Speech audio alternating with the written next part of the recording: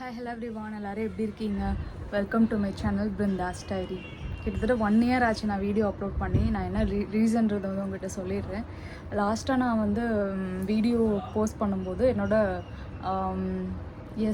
Daily routine video வந்து நான் share பண்ணியிருந்தேன். அப்போ வந்து நான் 3 மந்த் ப்ரெக்னெண்ட்டாக இருந்தேன். ஸோ அதனால தான் வந்து வீடியோ கண்டினியூ பண்ண முடியல என்னால். எனக்கு வந்து கொஞ்சம் ரெஸ்ட்டு தேவைப்பட்டுச்சு. அதுவும் எனக்கு மைண்ட் செட்டே இல்லை ப்ரெக்னெண்ட்டாக இருக்கும்போது வீடியோ வந்து போஸ்ட் பண்ணணும் அப்படின்னு சொல்லிட்டு, ஒவ்வொரு விஷயமும் வந்து வீடியோலாம் போஸ்ட் பண்ணணும் அப்படின்னு சொல்லிட்டு எனக்கு மைண்ட் செட்டே இல்லை.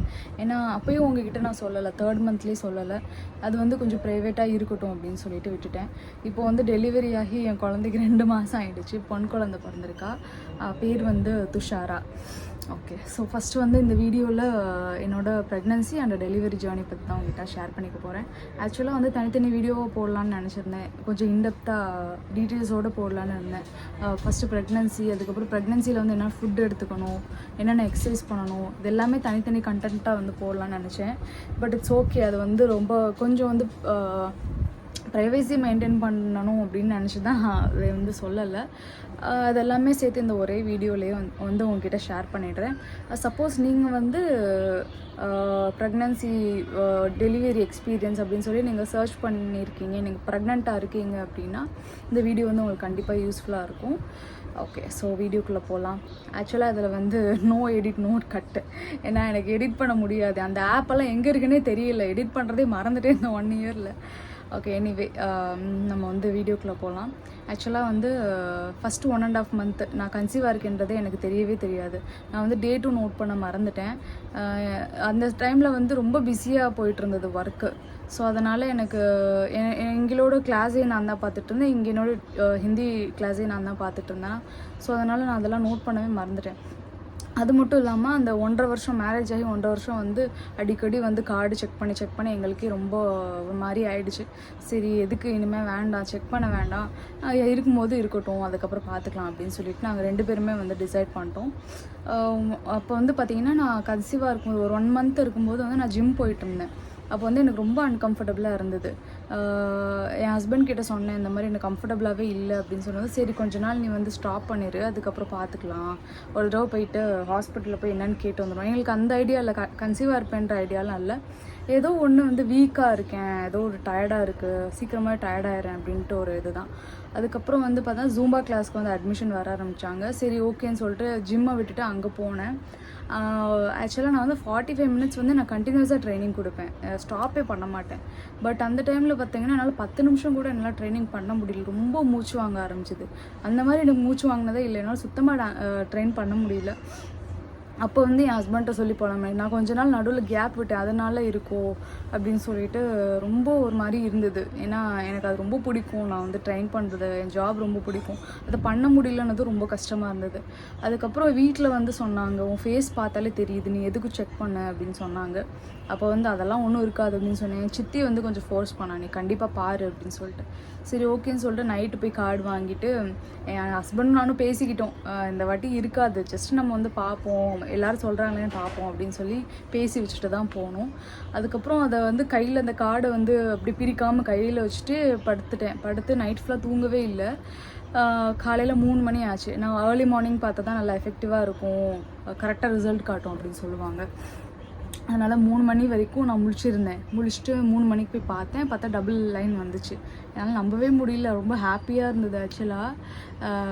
அப்புறம் போயிட்டு என் ஹஸ்பண்ட், ஆக்சுவலாக நான் என்னென்ன பிளான் பண்ணியிருந்தேன்னா, அந்த டிக்கு அந்த லைன் வந்து நான் பார்த்ததுக்கப்புறம் உடனே போய் ஹஸ்பண்ட்டை சொல்லிடக்கூடாது, கிஃப்ட் ரேப் பண்ணணும், சர்ப்ரைஸாக காட்டணும், நாங்கள் வந்து ஃபஸ்ட்டு மீட் பண்ண இடத்துக்கு போயிட்டு நான் காட்டணும், அப்படிலாம் நான் பிளான் பண்ணியிருந்தேன். பட் அதெல்லாம் சுத்தமாக முடியாது நம்மளால். அந்த சஸ்பென்ஸ் எல்லாம் நம்மளால் இது பண்ணாமல் இருக்க முடியாது. நானே ஹஸ்பண்ட் 2 பேர் தான் வீட்டில் இருக்கோம். அப்படி இருக்கும்போது நான் 3 மணிக்கே எழுப்பிவிட்டு இங்கே வாருங்க அப்படின்னு சொல்லி காமிட்டதும் அவருக்கும் ரொம்ப ஹாப்பியாக இருந்தது. அவராலே நம்ப முடியல. அப்புறம் வந்து எதுக்கும் பரவாயில்ல, கார்டை வந்து முழுசாக நம்ப முடியாது, நாளைக்கு ஹாஸ்பிட்டல் போய் ஒரு தடவை செக் பண்ணிடுவோம் அப்படின்னு சொன்னார். சரி ஓகேன்னு சொல்லிவிட்டு நைட்லாம் எனக்கு சுத்தமாக தூக்கமே வரல. வீட்டுக்கு ஹாஸ்பிட்டல் போகணும், அப்புறம் போய் அம்மாட்ட சொல்லணும், அதுவே எனக்கு மைண்ட் செட் இருந்தது. ஹாஸ்பிட்டல் போனதுக்கப்புறம் ஒன்று மட்டும் ஞாபகம் வச்சுக்கோங்க, அந்த 10 மாதமும் நம்மளை வந்து டென்ஷன்லேயே வச்சுருப்பாங்க. வீட்டில் வந்து ரொம்ப ஹாப்பியாக பார்த்துப்பாங்க. ஒரு சைடு வந்து ப்ரெக்னன்சியை நல்லா என்ஜாய் பண்ணிகிட்ருப்போம். ஆனால் ஹாஸ்பிட்டல் சைடு இருந்து பார்க்கும்போது அது 10 மந்த்து நம்மளை வந்து டென்ஷனாகவே வச்சுருப்பாங்க. எனக்கு அப்படி தான் இருந்தது. ஸோ அதனால தான் வந்து என்னோடய கிளாஸஸாக இருக்கட்டும், என்னோடய யூடியூப் சேனலாக இருக்கட்டும், எதையுமே என்னால் வந்து கான்சன்ட்ரேட் பண்ணி பார்க்க முடியல. ஸோ அதனால் அந்த 10 மந்த் அப்படின்றது வந்து ஒவ்வொரு தடவையும் ஒவ்வொரு ஏதாவது ஒன்று சொல்லிகிட்டே இருப்பாங்க. பேபி வெயிட்டாக இருக்குன்னு சொல்லுவாங்க, நீ வீக்காக இருக்குன்னு சொல்லுவாங்க, இதுன்னு சொல்லிகிட்டே இருந்தாங்க. ஸோ ஃபஸ்ட்டு நாங்கள் போய் பார்க்கும்போது 60 டேஸ் ஆகணும் அப்படின்னு சொன்னாங்க. அதுக்கப்புறம் தான் கன்ஃபார்மாக சொல்ல முடியும்னு சொன்னாங்க.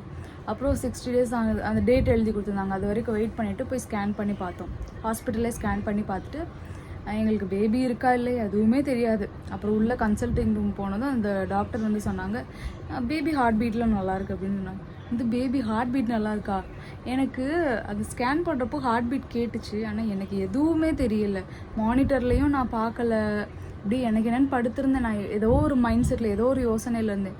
ஸ்கேன் போயிட்டு வந்தது எதுவுமே எனக்கு ஞாபகம் இல்லை. அதுக்கப்புறம் ஹார்ட் பீட் நல்லா இருக்கு சொல்ல, ஹார்ட் பீட் நல்லா இருக்கா, பேபி இருக்கா அப்படின்னு சொல்லிட்டு என் ஹஸ்பண்ட் அப்படி பார்த்தேன். அதுக்கப்புறம் வந்து பேபி நல்லா இருக்கும், ஒன்றும் பிரச்சனை இல்லை. 3rd மந்த் அடுத்து வந்து ஸ்கேன் பண்ணி கண்டிப்பாக பார்க்கணும், அதெல்லாம் பிரெயின் டெவலப்மெண்ட் அதெல்லாம் பார்க்கணும் அப்படின்னு சொன்னாங்க. அதுக்கப்புறம் வந்து எங்களுக்கு ரொம்ப ஹாப்பி ஆகிடுச்சு. அதுக்கப்புறம் வந்து பார்த்திங்கன்னா நாங்கள் வேறு ஹாஸ்பிட்டல் போயிட்டோம். எங்களோட கிட்டத்தட்ட ஃபேமிலி டாக்டர் மாதிரி. எங்கள் வீட்டில் அக்கா எல்லாருக்குமே நார்மல் டெலிவரி வந்து அங்கே தான் ஆச்சுன்னு சொல்லிட்டு அங்கே போனோம். அங்கே போய் கன்சல்ட் பண்ணும்போது அங்கேருந்து தான் வந்து ஒன்றா வந்து ஸ்டார்ட் ஆச்சு. ஃபஸ்ட்டு வந்து ஹீமோக்ளோபின் ரொம்ப கம்மியாக இருக்குது, 9 பாயிண்ட் சம்திங் தான் இருந்தது. அதுக்கு வந்து நான் எப்பயுமே திட்டு வாங்கிட்டு இருந்தேன். ஹாஸ்பிட்டல் போகும்போதெல்லாம் ஹீமோக்ளோபின் செக் பண்ணி பார்த்தாங்க. செக் பண்ணும்போதெல்லாம் திட்டு வாங்கிட்டு இருந்தேன். அப்புறம் வந்து 5th மந்த்துக்கு அப்புறம் தான் வந்து கேட்டாங்க, நீ என்ன டயட் எடுக்கிற அப்படின்னு சொல்லி கேட்குறப்போ நான் இந்த மாதிரி வீகன், நான் வந்து மில்க்லேருந்து எதுவுமே எடுத்துக்க மாட்டேன். இப்போ ப்ரெக்னென்ட் ஆனதுக்கப்புறம் தான் நான் மில்க்கே எடுத்துக்கிட்டேன். மற்றபடி அனிமல் கிட்டேருந்து வர ஃபுட்டு எதுவுமே நான் எடுத்துக்க மாட்டேன் அப்படின்னு சொன்னதுக்கப்புறம் தான், அப்படியா, அப்போ வந்து ஹீமோக்ளோபின் இன்க்ரீஸ் ஆகிறது கொஞ்சம் கஷ்டம்தான் அப்படின்னு சொல்லிட்டு அயன் இன்ஜெக்ஷன் வந்து 3 ட்ரிப்ஸ் வந்து போட்டாங்க. அப்போ தான் அவங்க வந்து என்னை திட்டாமல் இருந்தாங்க. வீகன் சொன்னதுக்கப்புறம் தான் திட்டாமல் இருந்தாங்க. அதில் ரெட் மீட் இதிலலாம் வந்து இன்க்ரீஸ் ஆகும், பட் வந்து வெஜிடேரியன்லாம் ரொம்ப ஸ்லோவாக தான் இருக்கும் அப்படின்னு சொல்லிட்டு அப்போ தான் எனக்கு வந்து கொஞ்சம் ரிலாக்ஸாக இருந்தது. சரி பரவாயில்ல, நம்ம முடிஞ்ச அளவு ட்ரை பண்ணிகிட்டே இருப்போம் அப்படின்னு சொல்லிட்டு பீட்ரூட் மால்ட்டு, மாதுளம்பழ ஜூஸு, அதுக்கப்புறம் வந்து பேரிச்சம்பழம்னா டப்பாவாக வாங்கி சாப்பிட்டேன். பட் வந்து ஆவரேஜாக தான் இருந்தது. 10.5 இதுலேயே தான் மெயின்டைன் ஆகிட்டு இருந்தது. எனக்கு வந்து சுத்தமாக வாமிட்டிங் இல்லை, மயக்கம் வருது, அந்த ரெண்டுமே வந்து சுத்தமாக இல்லவே இல்லை. ரொம்ப வயிற்றுக்குள்ள வந்து ரொம்ப சமத்தாக தான் இருந்தா பாப்பா. வாமிட்டிங் வந்து சுத்தமாக இல்லை. அப்பப்போ எனக்கே வந்து டவுட்டாக இருக்கும். நான் ரெகுலராக என் ஒர்க்லாம் பண்ணுறேன், டியூஷன்லாம் எடுத்துகிட்டு இருந்தேன். கிட்டத்தட்ட வந்து எனக்கு டெலிவரி ஆகிறதுக்கு ஒரு 10 டேஸ் 20 டேஸ் முன்னாடி வரைக்கும் நான் கிளாஸ் எடுத்துகிட்டு இருந்தேன். அப்படி இருக்கும்போது அப்போ எனக்கே டவுட்டாக இருந்தது. ஃபஸ்ட்டெல்லாம் எனக்கு வாமிட் வரல, எனக்கு மயக்கமே வரல, ஐ ப்ரெக்னென்ட் அப்படின்னு சொல்லி என்கிட்டே இருந்து கேட்டுக்கிட்டேன். ஸோ அந்த மாதிரி இருந்தது. எனக்கு பெருசாக எதுவும் தொந்தரவு இல்லை. அப்புறம் வந்து பார்த்திங்கன்னா இப்படியே நாள் போயிட்டு இருந்தது. ஹீமோக்ளோபின் கம்மியாக, அது ஒரு ப்ராப்ளம். அதுக்கப்புறம் தைராய்டு செக் பண்ணி பார்த்தாங்க.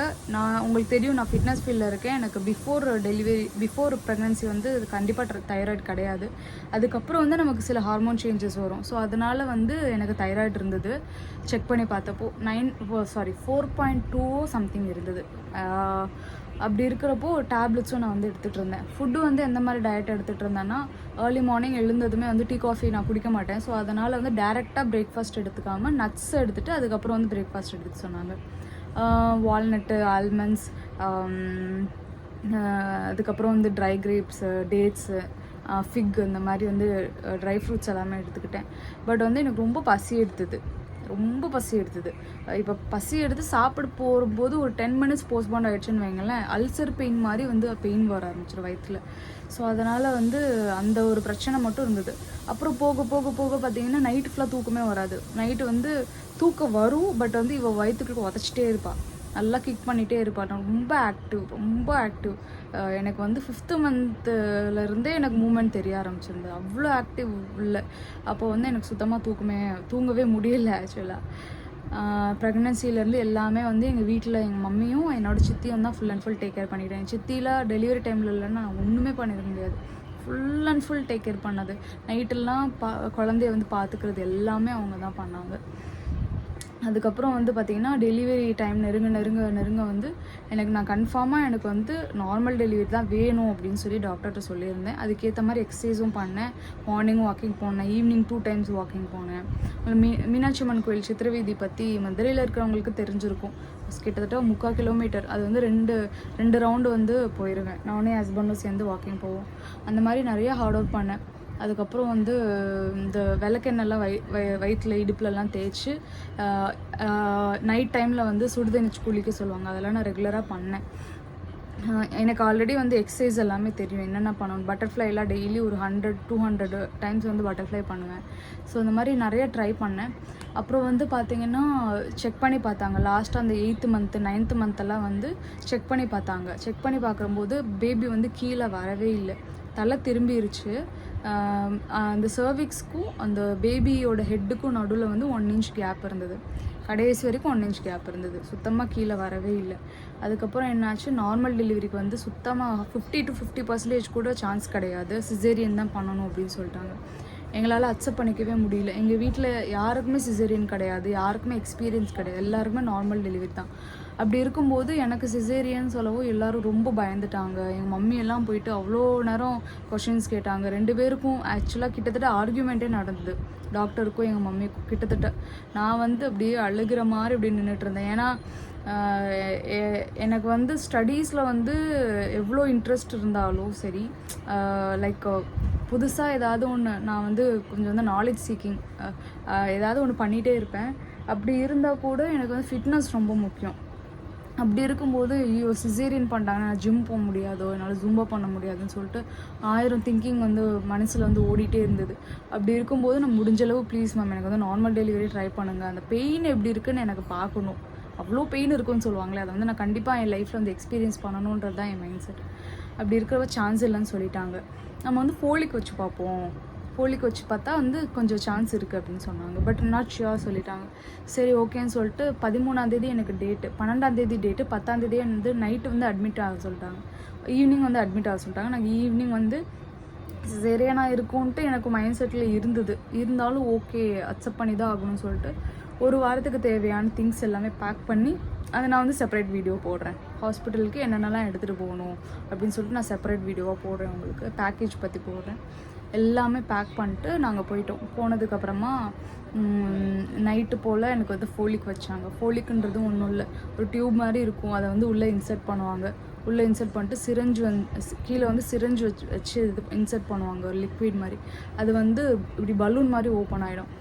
அது வந்து கீழே இப்படி வந்துகிட்டே இருக்கும்போது பெயின் வர ஆரம்பிக்கும். அது வந்துகிட்டே இருக்கும்போது சர்விக்ஸ் ஓப்பன் ஆகி பேபியோட தலை அப்படி சேர்ந்து வந்துருச்சுன்னா பெயின் வர ஆரம்பிச்சிட்டு நார்மல் டெலிவரி வந்து பாசிபிள். அப்படி தான் நினச்சி நாங்கள் வந்து ஃபோலிக் வச்சோம். ஃபோலிக் வச்சு அடுத்த செகண்ட் இருந்து எனக்கு பெயின் வர ஆரம்பிச்சிது, ஃபுல்லாக இடுப்பு வலி வர ஆரம்பிச்சிது. நான் செம்ம பெயின். அந்த பெயின் வந்து ஆக்சுவலாக ப்ரெக்னெண்ட்டாக இருக்கிறவங்க பார்த்தீங்கன்னா தயவு செஞ்சு பயப்படாதீங்க, பெயின் இருக்க தான் செய்யும். அதை தாங்கிக்கிறதுக்கு நமக்கு தைரியம் தான் வேணும். நான் வந்து யாரையுமே பயன்படுத்த விரும்பலை, ஓகேவா. இன்னொரு முக்கியமான விஷயம் என்னென்னா, நம்ம கன்சீவாக இருக்கும்போது நம்ம ஃப்ரெண்ட்ஸாக இருக்கட்டும், நம்ம கொலீக்ஸாக இருக்கட்டும், நம்மளோட பக்கத்து வீட்டுக்காரங்க யாராக வேணாலும் இருக்கட்டும், அவங்க அப்போ தான் பிள்ளை பெற்றிருப்பாங்க, இல்லை பெரியவங்களாக கூட இருக்கட்டும், 10 வருஷம் 20 வருஷம் இருக்கும் பிள்ளை பெற்று. சில பேர் வந்து பயன்படுத்துறதுக்காகவே சொல்லுவாங்க. இந்த லைக் பரிதாபங்களில் கூட நான் கத்திக்கிட்டு இருந்தேன்டி அப்படிலாம் சொல்லுவாங்கள்ல. ஸோ அந்த மாதிரிலாம் நிறைய பில்டப் பண்ணுவாங்க. அப்படிலாம் பயப்படுறதுக்கு ஒன்றுமே தேவையில்லை. எங்கள் டாக்டரும் அதான் சொன்னாங்க. இந்த மாதிரி நிறைய பேர் நெகட்டிவாக பேசுவாங்க, அப்படி வலிக்கும் இப்படி வலிக்கும்னு சொல்லி இது பண்ணுவாங்க, அதெல்லாம் கண்டுக்காது அப்படின்னு சொன்னாங்க. நானும் வந்து அப்படியா சரி ஓகே நீங்கள் அட்வைஸ் பண்ணுறாங்கன்னு சொல்லிட்டு நான் வந்து ஓகேன்னு சொல்லிட்டு போனேன். ஆனால் அது வந்து நான் மைண்டில் வந்து சுத்தமாக நான் ஏற்றிக்கவே இல்லை. யார் அட்வைஸ் பண்ணாலும் நான் வந்து சுத்தமாக ஏற்றிக்க மாட்டேன், எக்ஸப்ட் ஃபேமிலி மெம்பர்ஸ் வந்து என்ன சொன்னாலும் கேட்டுக்குவேன். பட் வேறு யாராவது அட்வைஸ் பண்ணுறாங்க அப்படின்னா நான் பெருசாக மைண்ட் பண்ணிக்க மாட்டேன், ஓகேவா. ஸோ அந்த மாதிரி வந்து பயன்படுத்துவாங்க. எனக்கு வந்து ஸ்டிச்சஸ் போட்டப்போ அப்படி இருந்தது இப்படி இருந்தது, இதாக்கும் ஐயோ அதெல்லாம் ரொம்ப கஷ்டம் அப்படி இப்படி சொல்லுவாங்க. கஷ்டமாக இருந்தால் அவங்க எப்படி வந்து குழந்தை பெற்றுக்கிட்டாங்க, அந்த மாதிரி தான். நம்ம வந்து யூடியூப்லேயும் சில பேர் வந்து பயன்படுத்த மாதிரி பேசியிருப்பாங்க. அதெல்லாம் பயப்படுறதுக்குலாம் ஒன்றுமே இல்லை. நமக்கு முன்னாடி இருந்தவங்கலாம் வந்து 10-15 குழந்தைங்க பெற்றுக்கிட்டாங்க. அவங்களுக்குலாம் எங்கேருந்து வந்துச்சு தைரியம், அத்தனை குழந்தைங்க பெற்றுக்கலையா. ஸோ அதனால் அது ஒரு பெரிய விஷயமே இல்லை, அது ரொம்ப நேச்சுரலான விஷயம், பயப்படலாம் ஒன்றுமே இல்லை.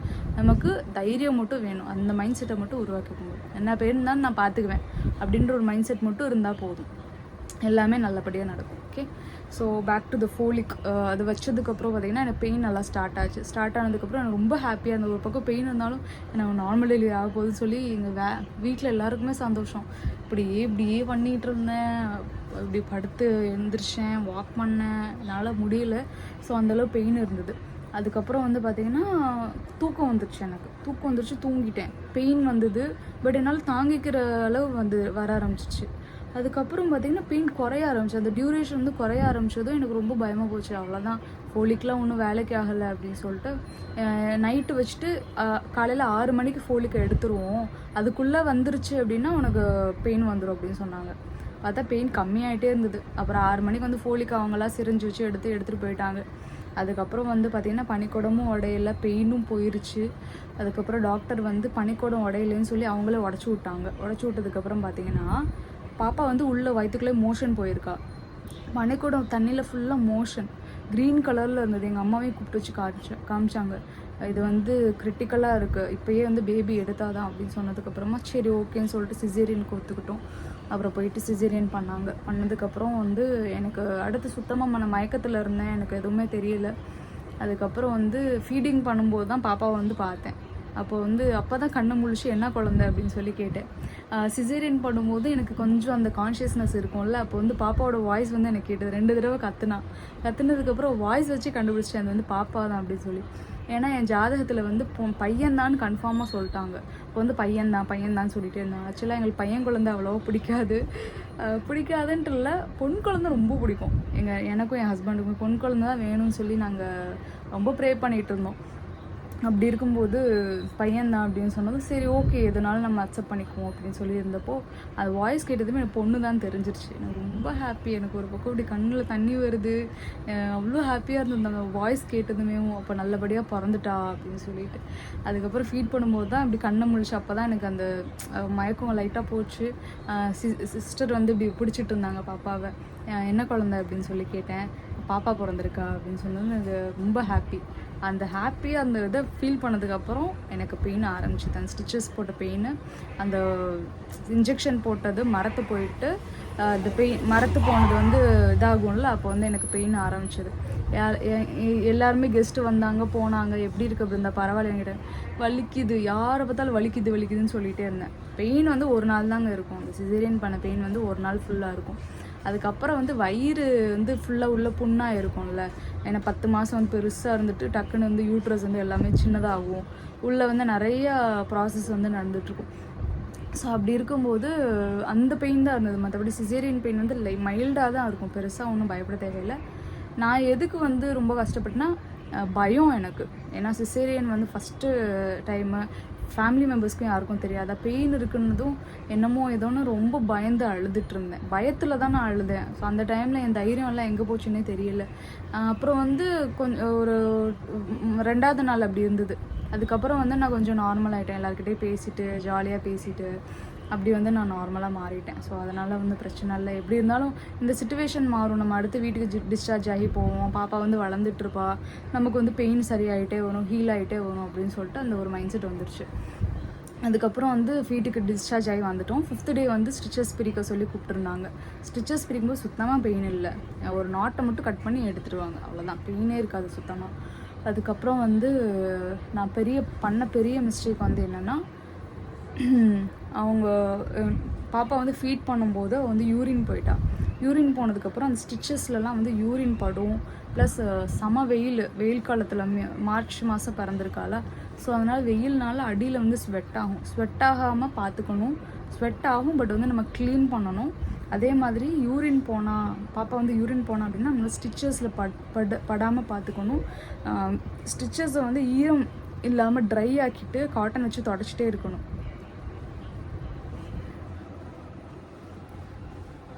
ஒரு நிமிஷம். ஓகே. ஸோ நான் அதை வந்து பண்ணாமல் விட்டதும் அது பெரிய ப்ராப்ளம் ஆச்சு. எங்கே போய் ப்ராப்ளம் ஆச்சு அப்படின்னா, என்னோடய ஸ்டிச்சஸ் வந்து பிரிஞ்சு இவ்வளோண்டு பிரிஞ்சு அதில் பஸ் வர ஆரம்பிச்சிருச்சு. அப்புறம் நான் பெயினும் வர ஆரம்பிச்சிருச்சு. அதில் இன்னொன்று என்னென்னா, நான் வித்தின் 1 மந்த்லேயே நான் வந்து ட்ராவல் பண்ண ஆரம்பிச்சிட்டேன், என்னோடய ஒர்க்குக்கு போக ஆரம்பிச்சிட்டேன். மேபி அதுவும் ஒரு ரீசனாக, பட் வந்து டாக்டர்கிட்ட கன்சல்ட் பண்ணிட்டு தான் போனேன். நான் இந்த மாதிரி நான் இப்போ ட்ராவல் பண்ணோம், 1 நாள் மட்டும் கிளாஸ் எடுத்துகிட்டு, ட்ராயிங் கிளாஸ் தான். சம்மர் கிளாஸ் இப்போ எடுக்கணும்னு சொல்லிட்டு வந்தேன். பட் வந்து இந்த ஹீட்டுக்கு எல்லாம் சேர்ந்துட்டு இந்த மாதிரி ஆகிடுச்சு. அப்புறம் போயிட்டு இப்போ வந்து ஒரு 10 days முன்னாடி வரைக்கும் நான் ஹாஸ்பிட்டல் போயிட்டு இருந்தேன். டெய்லி க்ளீன் பண்ணி ட்ரெஸ்ஸிங் பண்ணுறது. ஸ்டாப்லர் போட்டாங்க, 3 ஸ்டாப்லர் போட்டாங்க அந்த ஹோலில். அதுக்கப்புறம் அதை வந்து ஒரு 10 to 15 daysக்கு அப்புறம் அதை வந்து பிரித்தாங்க. ஸோ இந்த மாதிரி நிறைய இஷ்யூஸ் வந்து வந்துருச்சு சிசேரியனுக்கு அப்புறமா. நான் என்ன சொல்கிறேன்னா, கேர்ஃபுல்லாக இருங்க. ஒரு இந்த 3 to 6 month வந்து ரொம்ப ரொம்ப கேர்ஃபுல்லாக இருக்கணும். அப்புறம் நான் வந்து இதுக்கப்புறமா எல்லாமே ஆன்லைனாக மாற்றிட்டேன். ஏன்னா நம்ம டீச்சிங் ஃபீல்டில் தான் இருக்கோம். ஆஃப்லைன்னாலும் ஆன்லைனாலும் நமக்கு வந்து பசங்க வருவாங்க அப்படின்னு சொல்லிட்டு நான் வந்து ஆன்லைனில் எல்லாமே மாற்றிட்டேன். ஸோ 2 o'clock உட்காந்து 2 கோர்ஸும் வந்து முடிச்சிட்டேன். இந்த வித்தின் 2 months வந்து இப்போது ஒரு கோர்ஸும் முடிச்சிட்டேன்.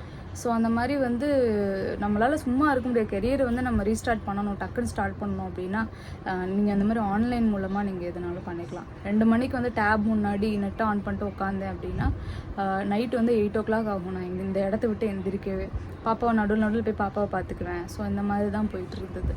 இப்போ வரைக்கும் அப்படி தான் போயிட்டுருக்கு ஆக்சுவலாக. ஸோ வந்து இதுதான் என்னோடய ப்ரெக்னன்சி அண்ட் டெலிவரி ஜேர்னி. என்னோடய எக்ஸ்பீரியன்ஸ் இது தான். நான் என்ன அட்வைஸ் சொல்லுவேன்னா, ஒன்று தான், நல்லா ஹெல்த்தியாக சாப்பிடுங்க. வெயிட் வந்து கொஞ்சம் பார்த்துக்கோங்க. பேபி வந்து ரொம்ப வெயிட் போட்டக்கூடாது. எனக்கு மெயின் ரீசன் பேபி ரொம்ப வெயிட் போட்டது. அதனால தான் அவங்க 12ஆம் 13ஆம் வரைக்கும் வெயிட் பண்ணாமல் சீக்கிரம் வந்து சிசேரியன் பண்ணி எடுத்துட்டாங்க. இன்னொன்று வந்து நம்மளோட மைண்ட் செட்டு வெறும் நார்மல் டெலிவரி தான்ட்டு இருக்கக்கூடாது. அதை நான் இதில் நல்லாவே புரிஞ்சுக்கிட்டேன். ஏன்னா அவ்வளோ எக்ஸசைஸ் பண்ணி அவ்வளோ இது பண்ணி பேபி கீழே வரல அப்படின்னா ஃபிட்னஸ் ஃபீல்டில் இல்லாதவங்க, எக்ஸசைஸ் பண்ண டைம் இல்லாமல் இருக்கிறவங்களுக்குலாம் என்ன ஆகும்? ஸோ அதனால் பெயின் வரவங்களுக்கு வரலன்னா நம்ம வந்து சிசேரியன் பண்ணி தான் ஆகணும். நமக்கு ஃபர்ஸ்ட் ஆஃப் ஆல் பேபி ரொம்ப முக்கியம் இல்லையா? அதனால் நீங்கள் வந்து ஐயோ சிசேரியன் ஆக்குன்னு ரொம்ப பயப்படலாம் தேவையில்லை. அதெல்லாம் ஒன்றுமே கிடையாது, நார்மல் தான். நம்ம வந்து முயற்சி பண்ணோம், அவ்வளோதான். நான் வித்தின் 1 month வந்து திரும்ப வந்து ஒர்க்கை ரீஸ்டார்ட் பண்ணிட்டேன். அதே மாதிரி இப்போ வந்து வாக்கிங் பண்ண ஆரம்பிச்சிருக்கேன். இப்போ 2 month ஆச்சு, வாக் பண்ண ஆரம்பிச்சிருக்கேன். அப்படியே வந்து கொஞ்சம் கொஞ்சமாக வந்து வெயிட் லாஸ் ஆகிடும், தொப்பை வந்து குறைஞ்சிரும். ஸோ அதெல்லாம் ஒன்றும் பயப்படவே தேவையில்லை. நம்ம திரும்ப வந்து பழைய நிலைமைக்கு வந்து சீக்கிரமாகவே ஹீல் ஆகிடலாம். ஸோ நீங்கள் ப்ரெக்னெண்ட்டாக இருக்கீங்க, இந்த வீடியோ பார்க்குறீங்கன்னா ஃபர்ஸ்ட் ஆஃப் ஆல் பயப்படாதீங்க. எல்லாமே சரியாயிரும், எல்லாமே நல்லபடியாக நடக்கும்.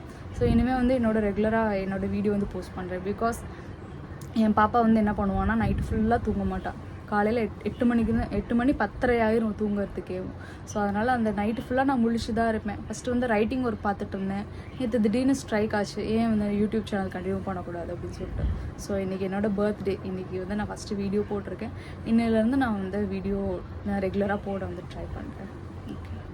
பாய். தேங்க்ஸ் ஃபார் இவ்வளோ நாளாக என்னை வந்து நான் சப்ஸ்கிரைப் பண்ணவங்களாம் அன்சப்ஸ்கிரைப் பண்ணிட்டு போயிருப்பாங்கன்னு நினச்சி நேற்று தான் என்னோடய யூடியூப் ஸ்டுடியோ எடுத்து பார்த்தா சப்ஸ்கிரைபர் வந்து கொஞ்சம் இன்க்ரீஸ் தான் இருக்காங்களே தவிர குறையவே இல்லை. எனக்கு ரொம்ப ரொம்ப தேங்க்ஸ் என்னை வந்து சப்ஸ்கிரைப் பண்ணதுக்கு, என் வீடியோ பார்த்ததுக்கு. தேங்க்யூ. பாய்.